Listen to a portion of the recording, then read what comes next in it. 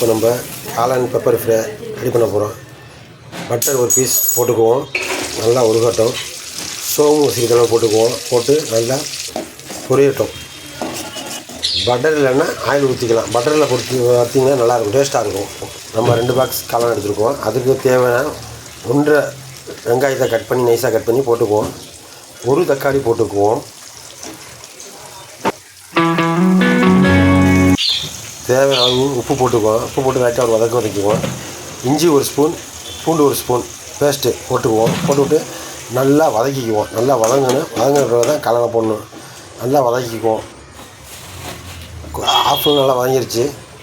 2 green chilli போட்டுக்குவோம். போட்டுவிட்டு நல்லா வதக்கிக்குவோம். 80% நல்லா வதங்கிருச்சு. இப்போ அதற்கு தேவையான மசாலாவை போட்டுக்குவோம். மல்லித்தூள் 1 ஸ்பூன், சோம்பு பவுடர் 1/2 ஸ்பூன், மஞ்சத்தூள் 1/4 ஸ்பூன், மிளகுத்தூள் 1 ஸ்பூன், ஜீரகத்தூள் 3/4 ஸ்பூன், காஷ்மீர் மிளகாத்தூள் 1 ஸ்பூன், மிளகாத்தூள் 1/2 ஸ்பூன் போட்டு நல்லா பச்சை வடை போகிற வரைக்கும் நல்லா வதக்கிக்குவோம். காஷ்மீர் மிளகாத்தூள் எதுக்கு போடுறோம்னா கலருக்காக நம்ம போடுறோம். இதில் அதிகம் மிளகு தான் சேர்க்கணும், மிளகுத்தூள் தான் சேர்க்கணும். அதை இடித்து சேர்த்திங்கன்னா ரொம்ப டேஸ்ட்டாக இருக்கும். நல்லா வதங்கிருச்சு. நம்ம சுத்தம் பண்ணி வச்சுருக்க காளானை, கட் பண்ண காளானை இப்போ போட்டுக்குவோம். போட்டு விட்டு நல்லா இங்கிட்டு அங்கிட்டு நல்லா கிளறி விட்டுக்குவோம். தண்ணி ஊற்றக்கூடாது. ஏன்னா காளான் இருக்க தண்ணியே உங்களுக்கு போதுமானது. ஏன்னா காளான் தண்ணி விடும்.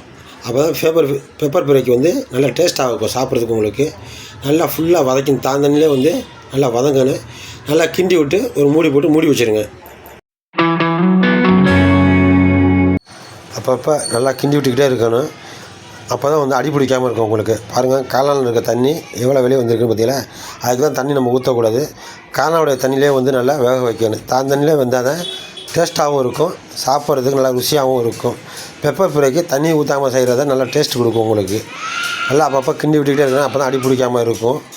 இது ஆந்திரா பெப்பர் ஃப்ரை. சாப்பிட்றதுக்கு நல்லா டேஸ்ட்டாக இருக்கும். சப்பாத்தி சோத்துக்கு போட்டு பிரட்டி சாப்பிட்லாம்.